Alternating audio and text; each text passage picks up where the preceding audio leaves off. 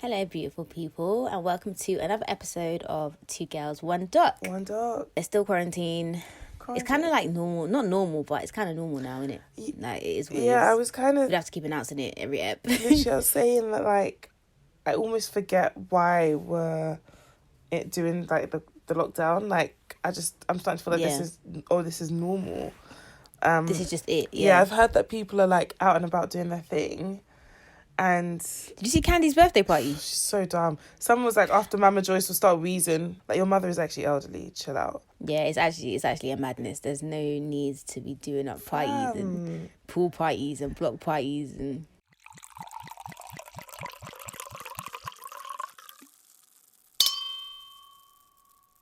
This week we are talking about Michael Barrymore's body in the pool. Your sigh is very... Which is a weird title. Indicative of how I feel about this. Yeah. Do you know, it's so funny because I wanted to do this documentary time ago, but then they said that it was going to run out, isn't it? They were going to take it off Channel 4 and we wouldn't have had time to do it considering our schedule. Yeah. And like now that I've watched it, I'm kind of like, I wish I could have done without it. I didn't learn anything. Literally, I was like, I literally was like, I would have rather not have like been watching this.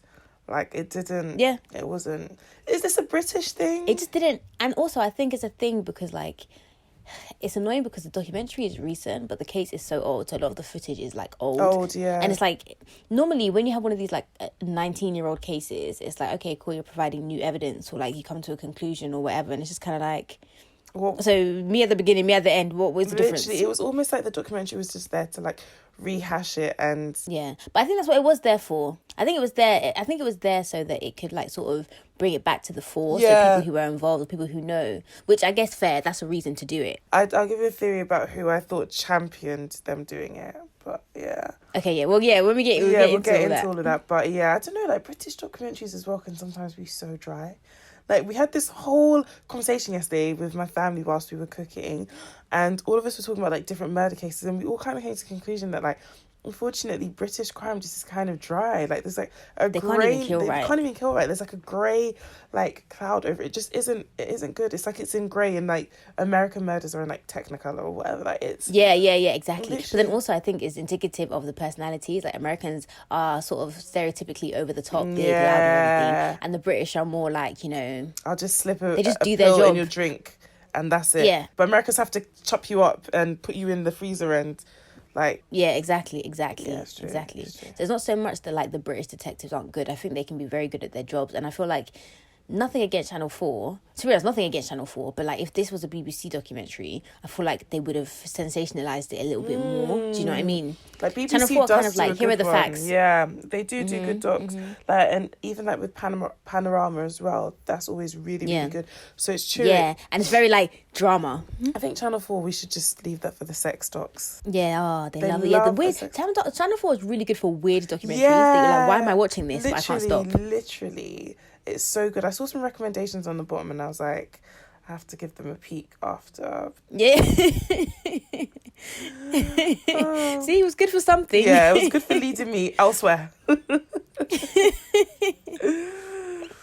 All right, so let's get into it. Yes. Okay, you ready, big fella? I'm ready. You strong, big fella. You're waking me up. Thank you. Okay, so this it's been 4 years since the album came out, you know. I know, and he hasn't done anything as good since, sadly. Now he's doing I love my wife. Girl, bye. Are you the first one to marry? Please. Okay, so we start off the documentary with a 911 call of somebody finding a body in the pool, and the guy kind of seems pissed off. He's like, yeah, I just wanted to have a party, and this really like ruins the evening. A fella's burned in the pool. I'll tell you what, mate, the first time being out in 4 fucking years, I have my kids every weekend, and fucking hell, you don't expect it, do you?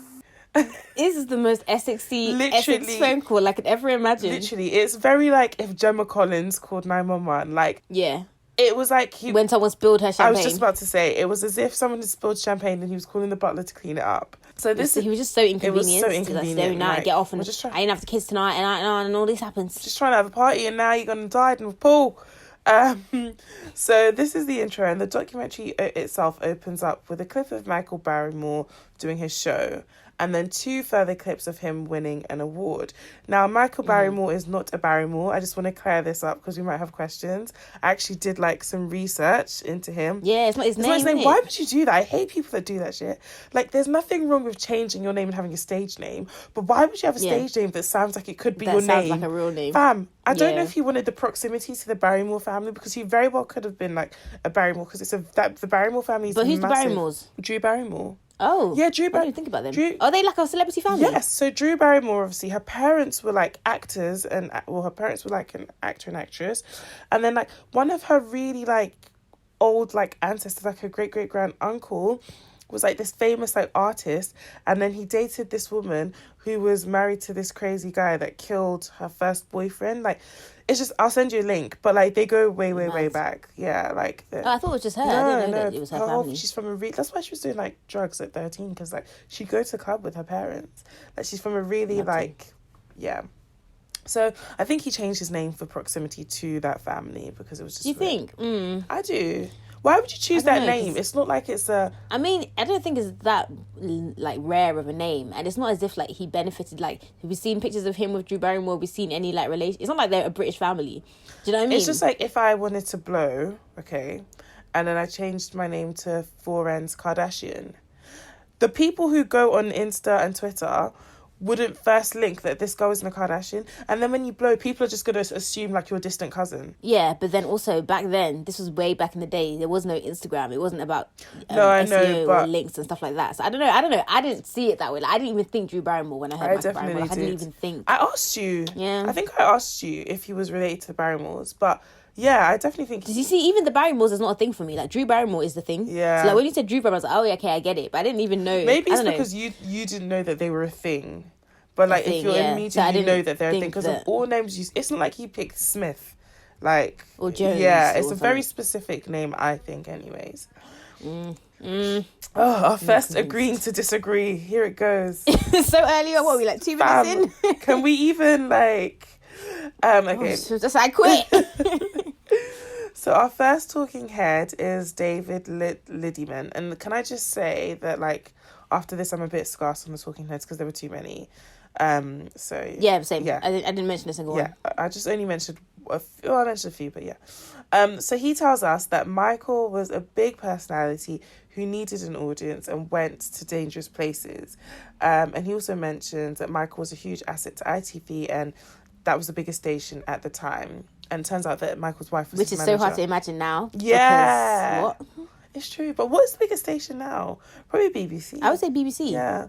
BBC defo. And then Channel 4 is like, they're like, you don't like, no one watches ITV News. Like, you don't think of ITV like that. You think of GMT or whatever now. Mm-hmm. Even also Channel 5 flopped because all they had was like Hollyoaks and like Neighbours and Home and Away. No, Hollyoaks was Channel 4. Yeah. Yeah, Channel 5 had like Neighbours and Home and Away and stuff. Channel 5 used to be quite good, but now it's like it's the station shows go to die. Like, they move Big Brother. Yeah, you don't even think. Or they go to like be on reruns. But can I just say, they have really weird documentaries on Channel 5. Channel 5? Yes. So there's a day... Good or weird? Good weird. There was a day my sister and I were flicking through, and then like suddenly we just see this old man having sex with like this woman, and then coincidentally my dad walks in, and then we like scream and change channel. But he doesn't see anything. But it was just funny. But yeah, we ended up watching a documentary, and it was just about like weird sex people, like weird people in professional sex. And it was like a really old guy. I think that's kind of like the British reality TV. So like I feel like with American places, there's certain channels where like reality TV is like their thing. Like, yeah, it's trash, but they have really good reality TV shows. Yeah. And Channel 5, and even to some extent Channel 4, is like, oh yeah, that's the place you go to for really like weird documentaries. Yeah. Because BBC has all the dramas and the news and like all that stuff. That's very true. So it's kind of like, and the cooking shows, and all that stuff. So daytime TV, weird documentaries, that's where the others are like scrambling. I think Channel 4 is like the HBO of the UK. Do you think? I think HBO is a bit better than Channel 4, No, it's a bit better, obviously, but it's a bit more respected. No one's like, oh my God, I got a show on Channel 4.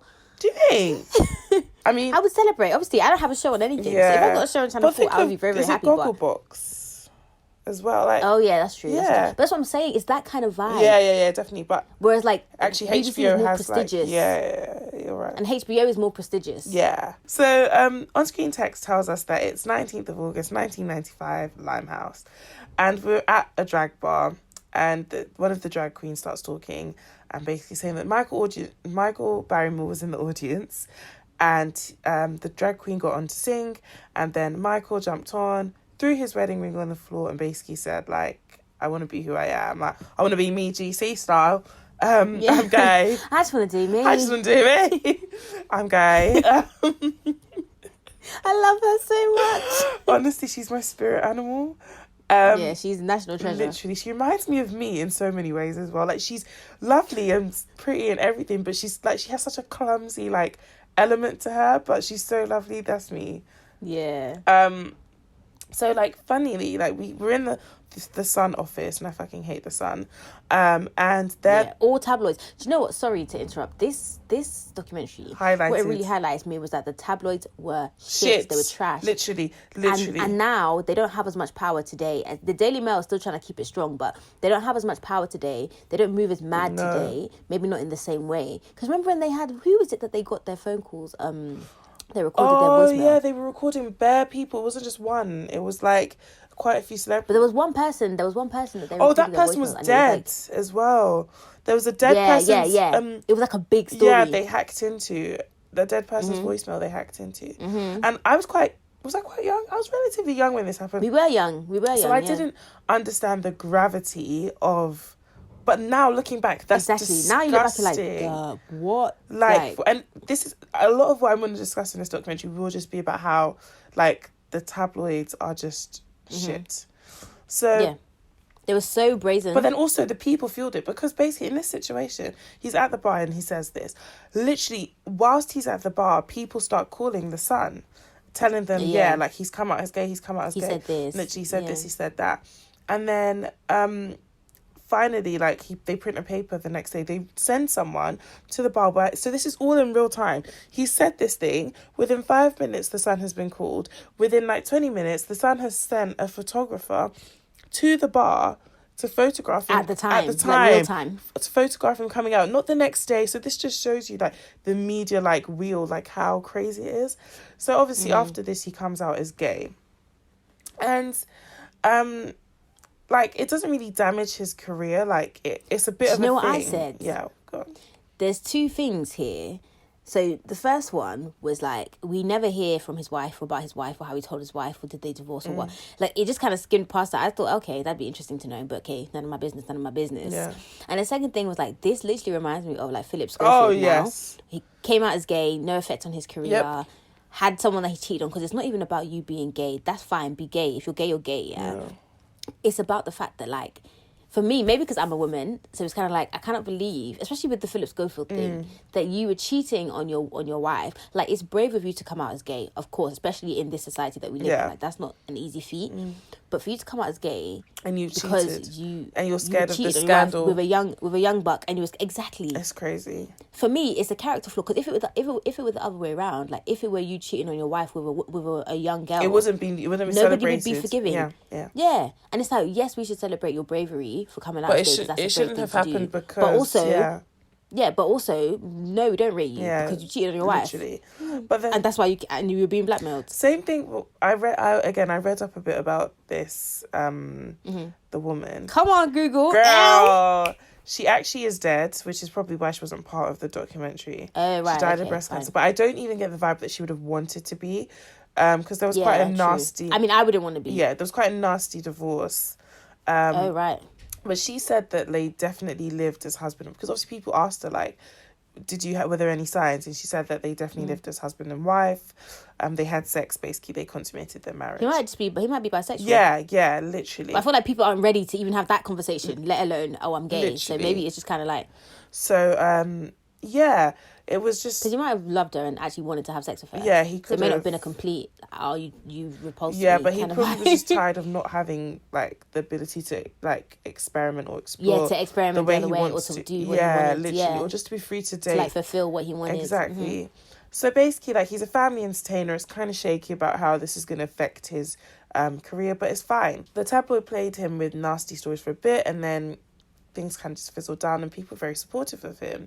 And like, he goes on to win awards after this again, and he does speeches just basically thanking the British public. So it's like, things are good for him, like, especially because the British loved him. the British like, literally loved him. He was like Paddy McGuinness. Oh yeah, take me out. Yeah, he's like, I don't know if he's quite... Yeah, no, true. Yeah, but it's similar vibes. No, it is true, but Paddy's just less cheeky, but I think that's just because of the society that we're in. Yeah, like, I think it's... There's a clip of Barrymore, like, literally, like, in this woman. in his show, like, on top of this woman. That like, would never like, fly now, though. Carrying her and stuff. That would never fly now. Yeah, exactly, but that wouldn't run now. Yeah. So I think it's a similar vibe, it's just equivalent to today's society. Yeah, I definitely think it's Paddy in the sense of just lovable, like, see him on your TV screen, like, it's really, same vibe. So they loved him. So we're back in Michael's house in Essex, and we see visuals of the house, and we hear the news stating that the victim who was found in the pool was Stuart Lubbock, who worked as a wholesale butcher supervisor. So I don't know about you, but automatically I just assume that Stuart is gay. So let's just... And I feel like that's what... like, it's kind of what sensationalized this story and became what the story was, which is so frustrating. Like, his mum, like, her heart was... I just felt so bad for them, man. I thought he was gay too, though, so I'm guilty. So we're kind of, like, delving into Stuart's life now, because it opens up with a wedding video of Stuart and his wife. Again, so this is where I was like, oh my gosh, I was shocked because I thought he was gay. Yeah. I still thought he was gay at this point. Okay. So we learn from her that he likely cheated on her. Like, that was the downfall of their marriage. Because we get the kind of, like, impression that they divorced. They'd split by the time he died. Because she basically said he had a lot of women around him, and she thinks he had a lot of friends with benefits. So we meet Kevin, who is Stuart's brother, and Kevin is a bit of a weirdo. I can tell that he just lives in the house, doesn't really have friends, doesn't go out much, doesn't do much. I don't know if it's a thing where, like, drugs are involved, or if it's just one of those, like, developmental delay type things. I don't know. There's definitely a delay of some sort. Yeah. Like, I don't know if it's, like, developmental delay, but then when he was talking about, like, how he used to go out with his brother and stuff, I was like, okay, I don't think he was always this way. Yeah. Maybe, like, the death of his brother really, like, shook him up a bit. I think stuff like that can really change you. I do think he had a codependency on his brother, and obviously when his brother left, maybe he lost his confidence to do so. Died. Sorry, died. Apologies. So, yeah, because his brother says he was my younger brother, but I was a year older than him, but I did look up to him because Stuart had the looks. Stuart had the charm with the girls, and it actually made me a bit jealous. I'm like, you killed him. It's kind of... I think you killed him. It's kind of weird though, because like, there's no older sibling. I'm the eldest, and I don't look at my sister like, yeah, I not that I don't rate my sister, but like, I'm happy being me. Do you know what I mean? Yeah, literally. I think when you're much older, like, I'm much older than my siblings, so I do look at them like I need to guide you. But I don't think they look... Not that they didn't look up to me anymore, but they definitely don't idolise me anymore at all. I think I think that's the word. It's the idolization. Yeah. I don't idolise my siblings. Literally. Or anyone. When they really. were younger, though, I could tell them to do anything they do. I could, like, they... Yeah, no. I literally was like the sun in their world. Like, there was nothing I wouldn't do that my sister wouldn't copy. I think, so as you get older, the gap closes, and then but this one, I think there can't have been that much of an age gap between the two of them. Yeah, and he was the older one. Exactly, so it's just weird. That's what I'm saying. Like, I say all this to say it's weird. Bottom line, case closed. So they go to a nightclub one night, which is like, can't wait to do it with my sisters. So they go to a nightclub one night, and on this particular night they meet Michael Barrymore. So obviously Stuart is like fangirling, and a woman whispers to Stuart that Michael is is inviting people back to his house. You should come. Now, my understanding was that it was Stuart and his brother that went, but that we're together. But later, so I'm like, did he ditch his brother? That's what I'm confused about, because later on, anyways, let's get into that later on. So they leave, and this is on the 30th of March 2001. So the driver a driver picks them up. I think he's like a taxi driver, and he said, Michael's a cool guy, except everyone knew that he liked to drink. Cool. They all pile into the car, and Michael's super drunk. So it's Michael, the brothers, and I think a woman. And they say another person. Yeah, I think it was a woman. But it wasn't Stuart's brother, which is why I was just a bit confused. Yeah, because I assumed it was doing? his brother, but I don't think it was. I think Stuart ditched his brother. So basically, yeah, Michael and they all pile into the car, and then Michael whispers into the driver's ear, "I could do with a fuck right now." And this reminds me of the episode of The Office where Andy like walked over to Jim and was like, "I'm so horny," and Jim was like, "Okay, so Why? what do you want me to do?" You know that look Jim gives the camera, like that scared and confused. Literally, I know the one. It's like, okay, so what do you want me to do? Do you know what it reminded me of? What? You know, Abducted in Plain Sight, where B was like to the dad, like, "Oh, I just need a release. I just need a release in the car." I was like, it's one of the moments where it should have been like, "So what do you want me to do?" Literally, it's like, he actually did something about it. So yeah, sorry, I don't know how that man managed to have sex with the underage daughter, the wife, and perform sexual acts with the husband, all of one family. If you haven't seen Adopted in Plain Sight, then you need to watch that. Literally, it's madness. I just feel like with that family, the parents should not have been allowed to like keep the kids because it just doesn't make sense. Because they even covered up to get, like, the molestation to hide their own. Nah. You can miss me with that shit. Honestly. So, on-screen text now tells us it's 2:47 a.m. and a party starts at Michael Barrymore's house. 9 people are present, so it's not a party, it's a gathering. And then text tells us at 5:48 a.m. emergency services are called, and by 8:23 Stuart Lubbock is pronounced dead. So now we meet Terry Lubbock, who's a big kind of player in this documentary, and he's Stuart's dad. We can kind of tell that he lives in a old people retirement home. Is that what they call it? Like, yeah. Like a lodge or something. Yeah. So he basically says, "I couldn't grasp my son being linked with Barrymore," which I didn't know where he was coming from with that statement. I didn't know if it was more because like Barrymore was gay. Why would his son have been around him? I think it was more like Barrymore was famous. That's what I was about to say. Or if it was more like Barrymore is a celebrity and like Stuart is a meat. Yeah, like how do you know Barrymore? Yeah, like, I think it's probably that. Yeah.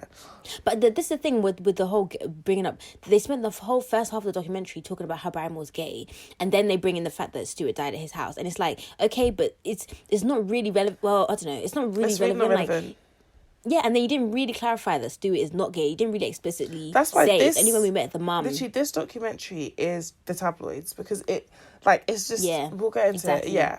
So finally, we hear from like Satan himself, or we meet Satan himself, Paul McMullen. I don't know if you remember him, but I hated him. The tabloid guy, yeah, with the glasses, yep. skinny. Yep. Satan himself. Yep. Okay. The Antichrist. So honestly, he comes in and he tells you that, and you'll grow to hate like the tabloids when you hear what he says. The immediate assumption for everybody was that the victim was gay. Because who the hell would go home with Michael Barrymore and with a group of young men? And it's just like, even in today, so this documentary is from like 2018. Even in today's day and age, like people are still so ignorant.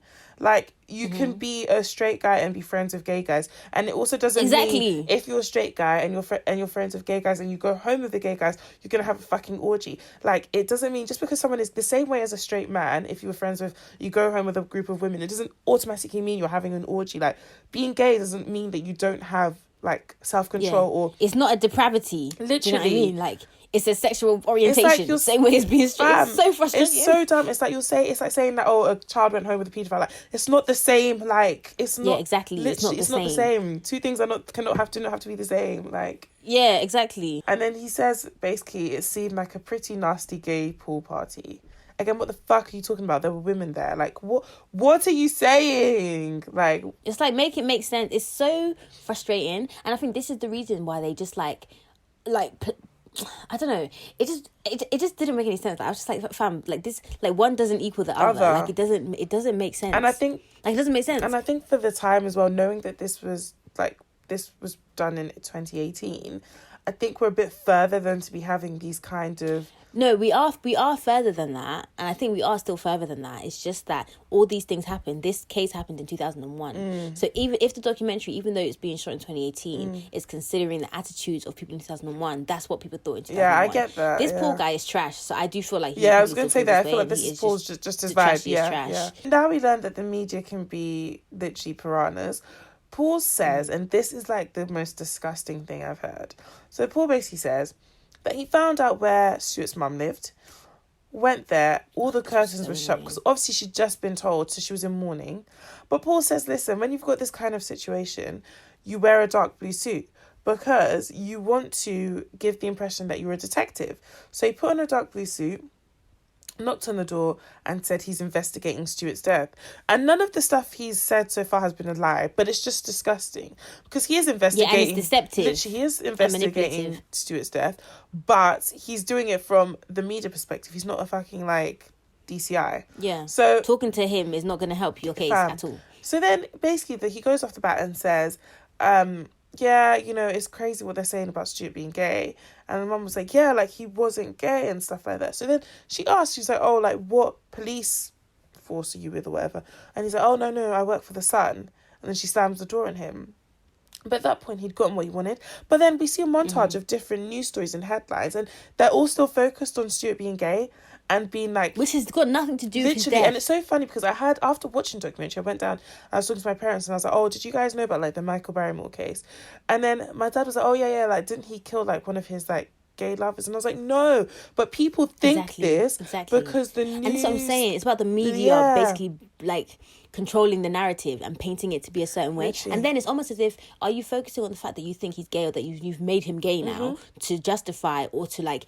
It's almost like to villainize make him. It less serious. Yeah. Like, oh, yeah, this gay guy died. It's his own fault. Why did he go there kind of thing? Like, if it was a woman that was there that was straight, or if it was a straight man that was there, like, would it have been more important? Yeah, literally. Yeah, it's like, it's not relevant. It's not relevant. Like, no one's saying, oh, yeah, but if he's gay, mention it, blah, blah.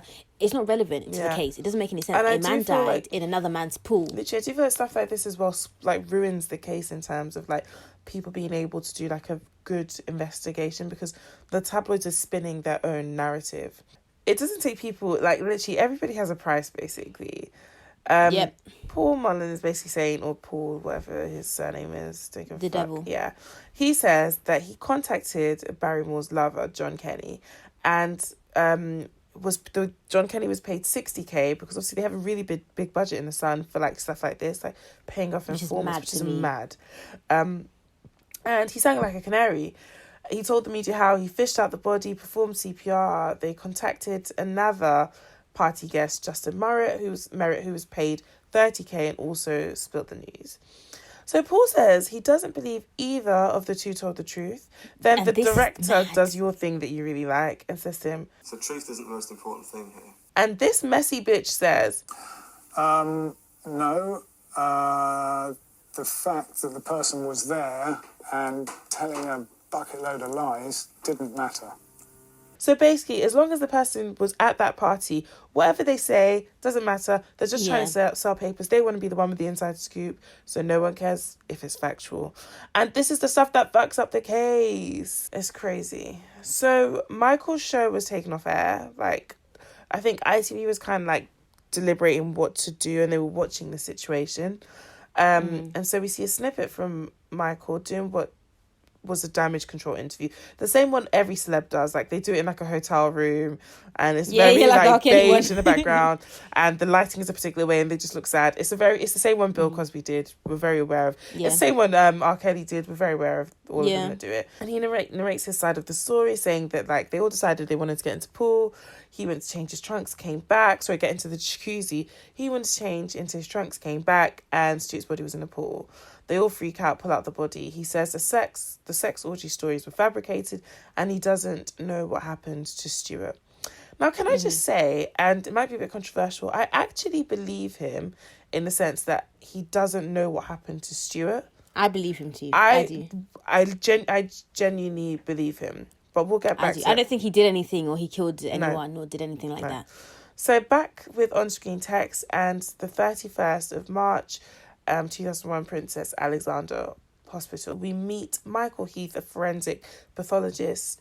He says he noticed small injuries, like he said, like pinpoint hemorrhaging, and it was in line with being removed from the pool. So I guess like when you pull him from the pool, I don't know how that works. There was no fight or restraint injuries, and there was no third party involvement in the death. There was fluid in the lungs and the air passages, which was a classic case of drowning. So this kind of makes me wonder, what is all this hullabaloo about? Like, if this guy drowned... how did we get here? how did we get here? Like, people drown all the time. He was drunk. He probably drowned. And what is all this noise about, basically? And up until now, like, there's really been no mention of, like, drugs. So I was just thinking he's drunk. So then there was a second pathologist. And I don't know if this is the norm to have, like, multiple pathologists, or if they just felt like the first one wasn't done well. Yeah, I wondered why they called in reinforcement. And there was a lot of shade from the other one as well, so the first one. And he was like, he wasn't convinced it was a drowning at all. He felt that it was just because someone was found in water doesn't mean that that's where he died. And which is true. Yeah, which is very true. And they call in a drowning expert, Dr. Ian Cowder, and he's so cute. Like, he goes to like his shed to get his documents, and he just reminds me of my grandpa. Like, he's one of those old people that keeps everything. Yeah, so he went to shed, got the papers, and basically he said it didn't add up to drowning because there was also evidence of strangling and evidence of horrific damage to the anal canal. So first when they said this, I was like, I feel like people are fabricating it, because how can the first pathologist miss like that much? Do you know what I mean? I also do think like maybe it's not a regular thing that people check. Maybe he didn't check it. But then I also think, on the other hand, like, because there was so much speculation and talk about gay, You should check. maybe they were looking for exactly. And also I just felt like with coroners and all of that, you check everything. Like, you have to, the whole point of this is for you to conclusively literally conclude. You don't look for stuff to prove what you think literally was the conclusively conclude how they died. Like, exactly. So you check for everything, like, literally. So yeah, that at that point things start to get a bit and I'm still got my back up against the wall, in the sense I'm like, just because this guy's gay doesn't mean like he like had sex with everything going, like, just exactly. Like, being gay does not make you a rapist. Literally. So we learned that the investigation into Stuart's death was continuing with no criminal charges, but they were having an inquest. Basically, they just wanted to really conclude how this guy died, so they needed an inquest. So all the party guests are come for this inquest. And we learned during the inquest that people were telling like fantastical tales about what happened that day. And it just, nothing was really adding up. And nothing they said shed light on Stuart's death. Like, there was nothing these guests were saying that made any sense. Literally. Yeah. So one of our talking heads, Sanjita Maisika, I don't know. She's a BBC reporter, and she says, Michael Barrymore's reputation had been built on being likeable, he was funny, he was trustworthy. People thought that they knew him. So quite obviously, the expectation was that he would come to court, that he would give evidence, and that evidence would be as detailed as possible. And this is why you need to stop looking at these people on TV and thinking that, oh, you know them and shit, and holding them to this level of accountability. Such high regards, literally, like, don't even bother, like, don't do it. So everyone's human, man. Literally. You just haven't blown yet. Literally.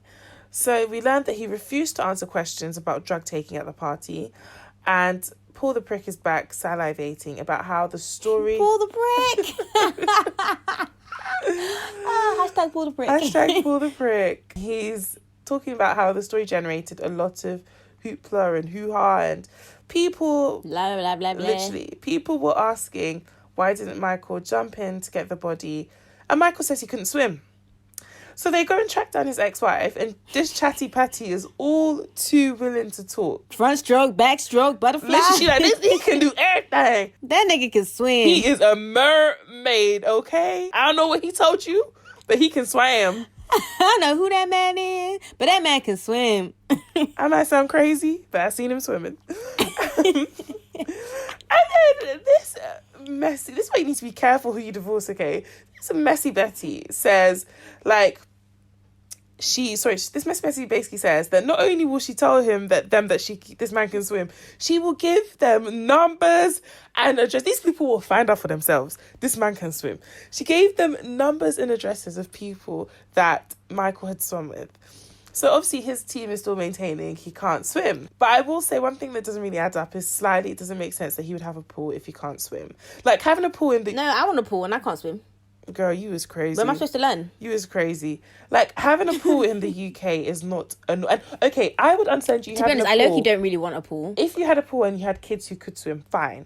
But he didn't even have kids. He lived by himself. Having a pool in the UK is not the norm. This is not America where, like, every Tom, Dick and Harry has a pool. Like, in the UK, only... But it's also a flex. Yeah. And I feel like when people have pools and stuff, it's not necessarily for me. But why do I have a house this big when I live by myself? None of it makes sense. Yeah. It's to entertain. Yeah, that's do you know what I mean? It's like when you have, like, a barbecue or whatever. Like, you don't just have a barbecue and every day you're doing a barbecue. Yeah, it's true. Living by yourself. True.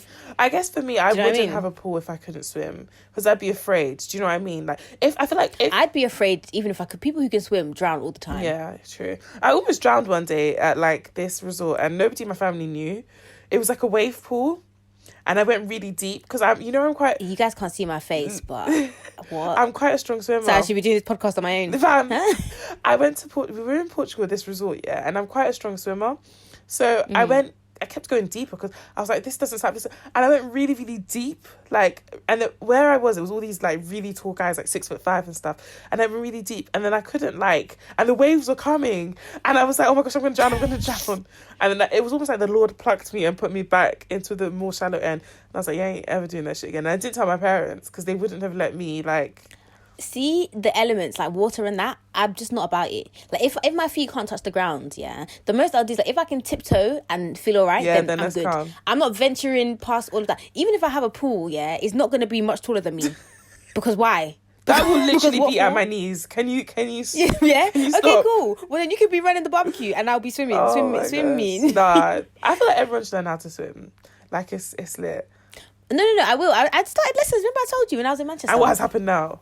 Okay, Corona. No, I can. The thing is that I can't swim. Like I wouldn't say I can swim. I'm a strong. Like I can get by. Like I can do a couple strokes and get. Yeah. As in, if I started at A, I can end up at B. Yeah. B's just not too far from A. And then also like I can't breathe. The guy was like, "Yeah, just move your head and breathe." Can he and swim? Like, but it doesn't. Can he swim? The guy. The guy that was teaching me can swim. No, yeah, he can.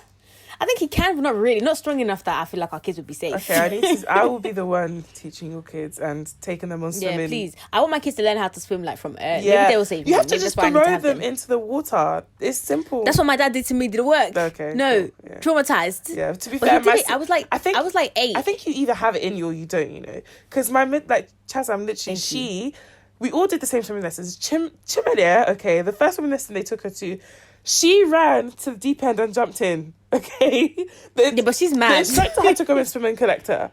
But Chazam held onto the side of the fin for I will say at least 4 weeks straight. If her water got wet, she started doing this, she was drowning. No, to be honest, that's me and my sister. Even for me, even though I couldn't swim, when we used to go swimming, I'll do handstands, we would play games and stuff like that. So I'm not afraid of the water. That's not the problem. I just can't stay afloat. Yeah. Whereas my sister, she don't fuck with it at all. Miss me. It is the scariest element, though. I do think. I think it is. I feel because drowning, I think, is the worst. It's so painful. And the thing is that you don't need to drown in a pool. You can drown in the most shallow of water. Literally, you can drown in your cereal. Yeah, exactly. That's why it's good that I've got a big head, because my head would not fit through. This is the one good thing about having a big head. Would not fit a bowl of cereal. Yeah, I could. My head. If I put my head in a bowl of cereal, the circumference is too big. So. I mean, it depends upon the bowl. Yeah, obviously, if you have a giant bowl. We're all at risk of drowning in cereal. Except me, because I don't eat cereal. But, yeah. I'm going to learn how to swim properly. The thing is that I can do it, and I just don't like not being able to do it. So when I was doing my lessons, I was like, do you know what? And the thing is, at my lesson, I was probably the youngest one there. Everyone else was adults and stuff, because obviously it was an adult class. And I was like, I can do this. It's just very tiring. Yeah. And then I can't, I basically hold my breath, so... Whenever I run out of breath, that's when the swim stops. Yeah. To be honest, my dad learned in his 40s, so you're never Yeah, my dad is a great swimmer. That's why he's so disappointed. Yeah, my mum is really good as well. And he learned in the village that he was in a boat and they took him out to the river, and then they threw him out the boat, and then he had to swim. God. So when he took me to Vale Farm Sports Centre and he was throwing me in the pool, he was looking at me like, this stupid girl, there's even floor There's here. even Me, I was in the floor here, ocean. there's whatever. Like, nah, I'm actually dead. I am dead. Nah. Yeah, that brother learned in the sea. Literally, my mum is a strong swimmer, but my dad swims like he's fighting with the water. Like, there's a war going on. If you can't swim next to my dad, it's like, Dad, is you okay, sir? Nah. And as long as one person in the couple can swim, the kids should be fine. No, okay, can't swim. And I want to go on a cruise for our honeymoon. So I'm like, bruh, like, get it together. I know, you can swim in it. And you said he's slim too, so you just drag him in it. I ain't finna jump in there for no one. Like, you jump, I'm finna be a widow. Bye. Wow. On to the next one. I'm sending it to him. So anyways, apparently when this body was found, Michael grabbed some shit and he dipped from his own crib. And this is really bad. As much It's telling. Yeah. As much as I don't believe he did anything, it just looks bad. But then I've always understood and sympathized with people who do this, especially when you're a celebrity.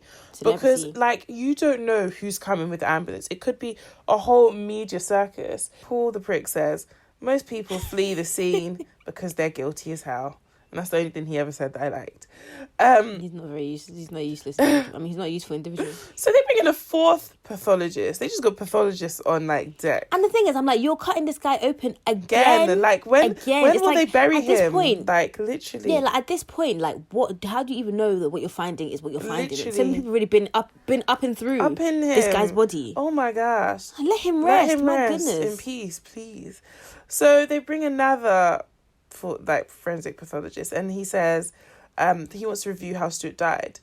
And at this point, I'm starting to think, where was Stuart's brother? Because he hasn't really been in the documentary. Should he not be given evidence about what he saw that night? So anyways, he said the pathologist agrees that Stuart had been a victim of sexual assault.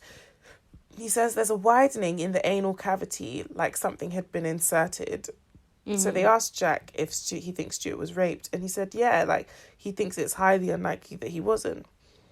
So at the inquest, Barrymore's team put forward a series of events to explain the anal injuries, and then randomly we learned that Stuart had been on MDMA and cocaine, which were in the... That just came out of nowhere. Literally. And also, sorry, just to go back to the inquest, like, the inquest is not the same as a trial. No. So the inquest is just about sort of, like, finding out what happens. Yeah, how someone died. Which is kind of like, okay, why not just have a... Do you know what I mean? But I guess because they can't really put anyone on trial because no one's saying anything. They can't charge anyone yet. So they need to find out why he died before they can charge someone. So they need the inquest to hopefully get more. But then isn't that just an investigation? But then I guess the inquest allows them to question people. Yeah. Do you know what I mean? Like, what... Like, it's weird. It just seems a bit weird. It's just superfluous. Like, what do we... Yeah. And so basically, the party goers don't really offer anything during the inquest, including Michael. It just nothing really comes out. I didn't like the way they dropped the MDMA and the cocaine. They should have been a bit more build up to the fact that they were doing drugs, because this would have given more insights into everybody's state of mind. And more credence to the fact that it could have been an accident, because maybe he was high or whatever. Exactly. You're on MDMA and then you fall into a pool. Literally. And on top of that as well, this kind of again explains why, because it says that earlier on, I said that Michael refused to kind of have a conversation about the drugs taken at the party. Don't forget, this guy was like Paddy McGuinness. He had a really clean persona, that he had like some dark humor to him, but he was a lovable guy. He was cheeky. But it was still kind of like your grandson. That's just Michael. Literally, like, it's not the level of taking drugs. For him to come out and say, like, we were taking drugs. He knows that his career is at least his career in the way he knows it is tanked. So it's a very catch-22. He's damned if he does, damned if he doesn't. So damned if I do, damned if I don't. So Michael does an interview with GMTV. Does GMTV still exist? I don't know, you know. But I remember the woman and the guy So he does an interview with them, and he basically says his solicitor has located a nurse who attended to Stuart when he got to hospital, and there were no injuries whatsoever on his body. So those were sustained at the hospital. And for a second, which is wild. No, but you know what? For a second, I'm buying into it. I'm kind of like, oh. But then, I mean, so many things can happen. Like, yeah. I mean, I just don't, like, it's not like it's an accident where you can accidentally put something up someone's anal canal. Yeah. So it's kind of like, and also, anyway, yeah, because we get into what the pathologist says. Yeah, so on the 13th of January 2003, On Screen Text tells us that Essex police are launching an investigation into Barrymore's claims that the injuries were sustained at hospital. We're now at the 15th of September and they're at Wyndham's Theatre, London. Michael's preparing for a show. Bap, bap, bap, bap, bap. Why did you do that? Do you know them? London. Oh, okay. Michael's... Oh my God, I'm such a fake Londoner. Michael's preparing to perform a show in hopes to step back into the public eye. Yes, the show does poorly, long story short. Like, people aren't... And what I don't understand is, if I don't like someone, so say R. Kelly said he was doing a show to, like, come back into the public eye, I'm not fucking going. Why did you go and not engage? I'm paying it no mind. Why did you go and not engage with him? Like, if you actually went and you're, like, a paying customer... You obviously went because you like this guy. It was a small theatre. It was very niche. Why did you go and not engage? That I didn't understand. But then, at the same time, I think maybe they went and, like, it wasn't the same. So he wasn't able to perform the way that he normally would. And so they just didn't enjoy it. Very, very, very true.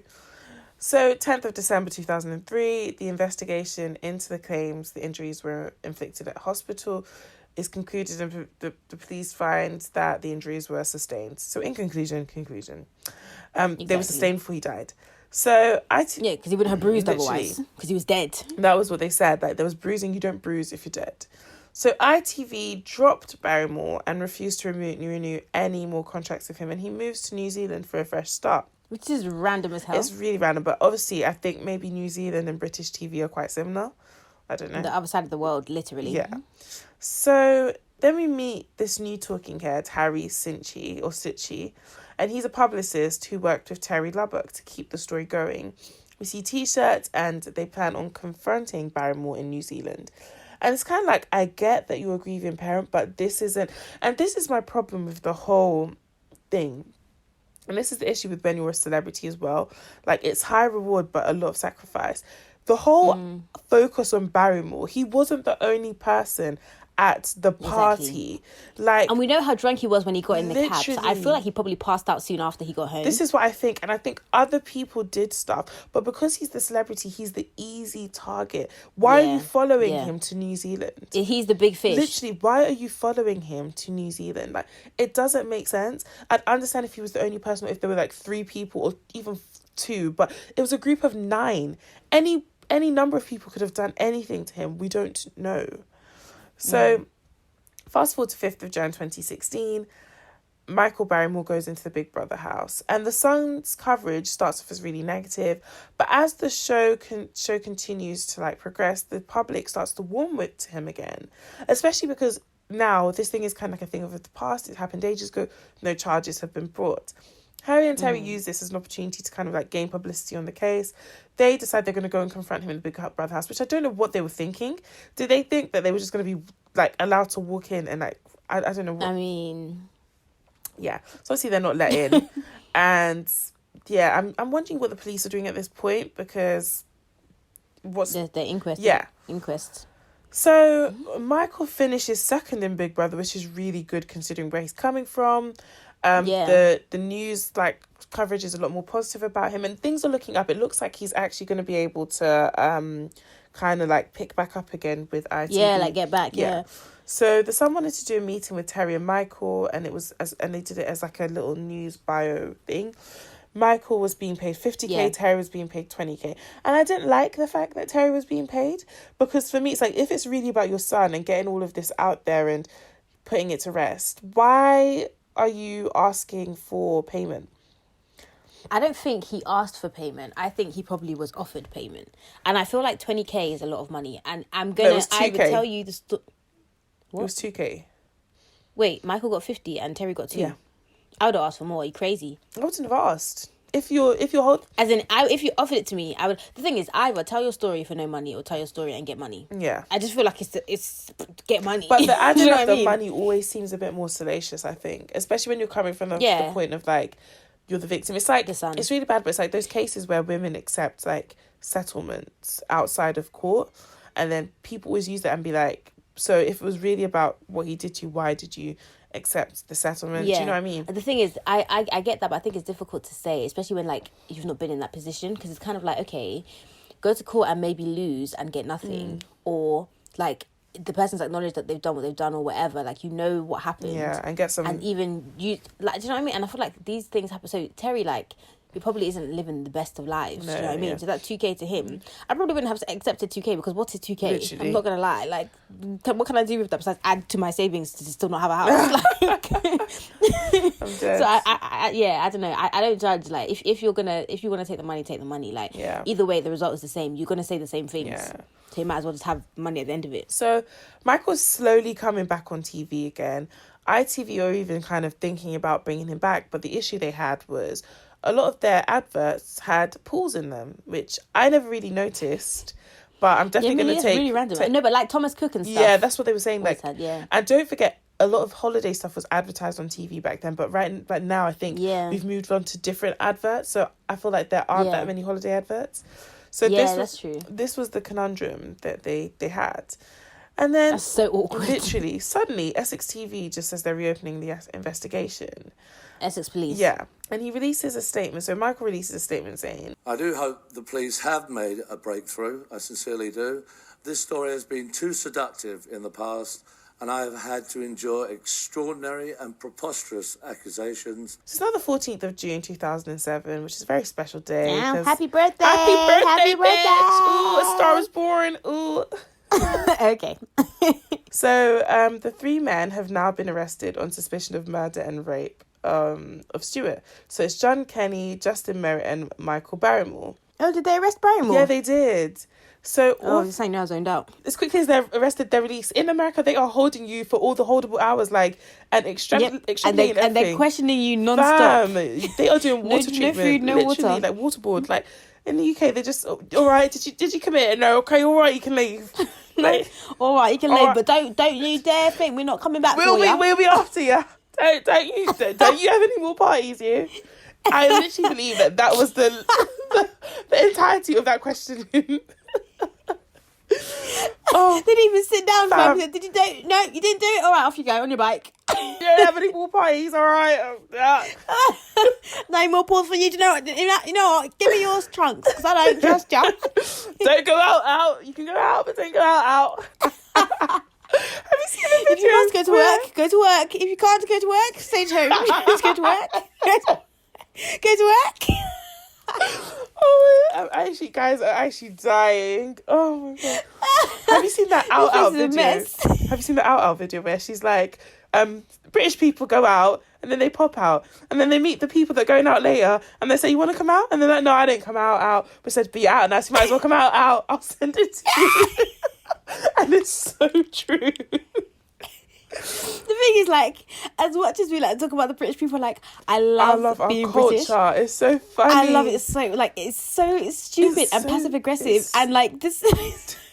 Oh my god! So yeah, they let them go. Yeah, that was the point of in that. conclusion, like, not even a slap on the wrist. Terry says he blames the police because they bungled up the investigation at the scene. So basically, the police, DCI Stephen Jennings comes out and he says there were mistakes made at the crime scene, because the witnesses had said it was a drowning and they just believed it.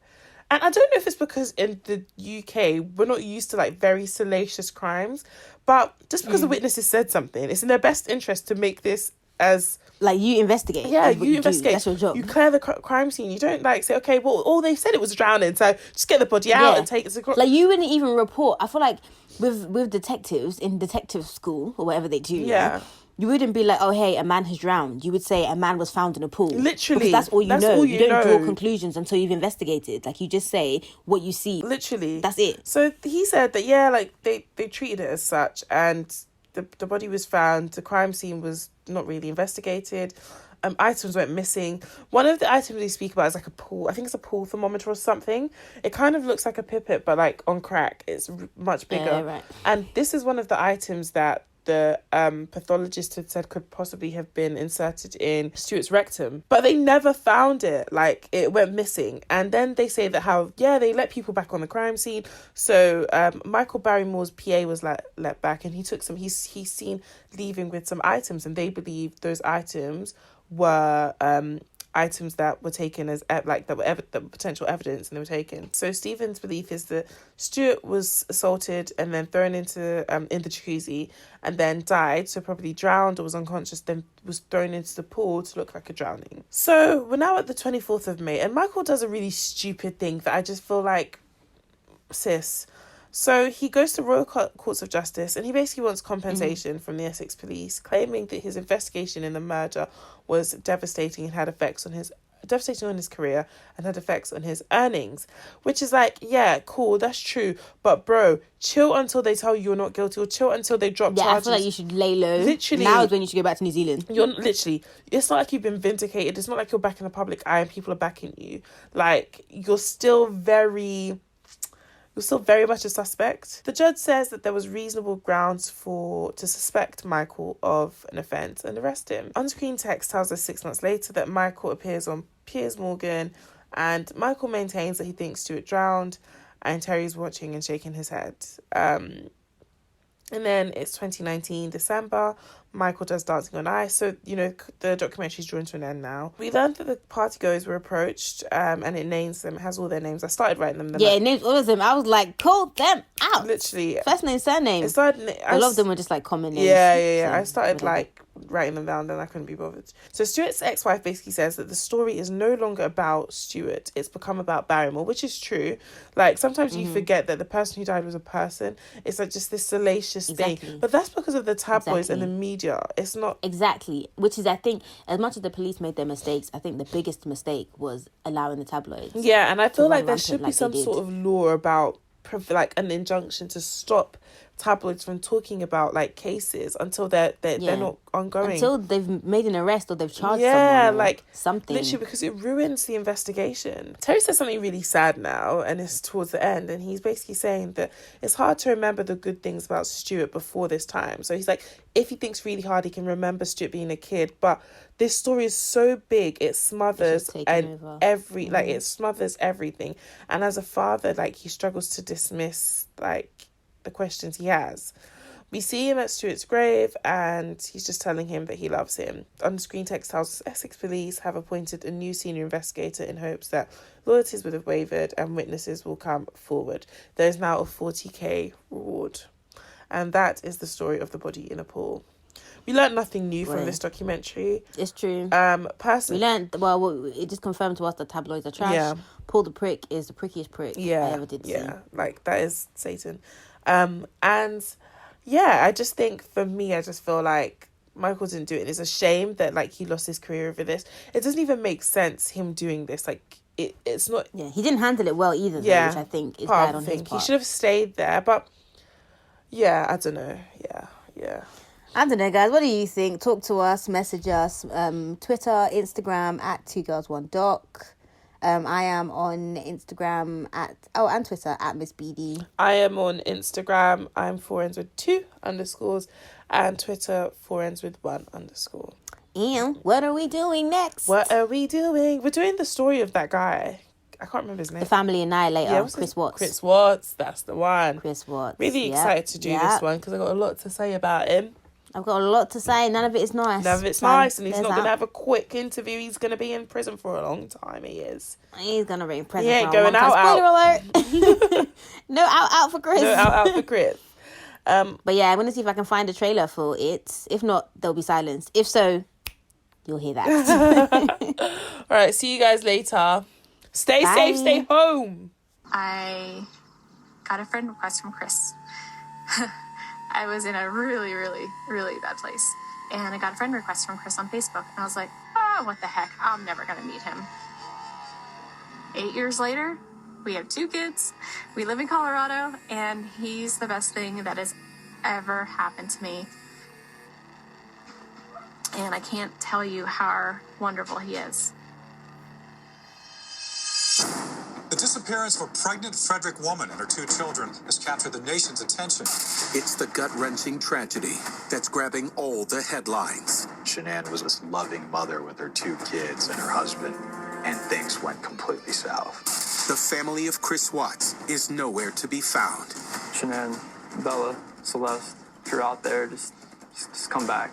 The right words seemed to be coming out of his mouth, but the way he was saying it struck everyone as particularly cold. Chris Watts harbored secrets he thought no one would ever know about. In this 1-hour special report, we'll take you deep inside this horrifying investigation. What about the shenanigans, the girls? Are they being behaved? How in the world can you do that to your own kids? Explore the transformation from family man to monster. And I woke up that morning, it was going to happen, and I had no control of it. This is a dichotomy of personalities here. Who is the real Chris Watts?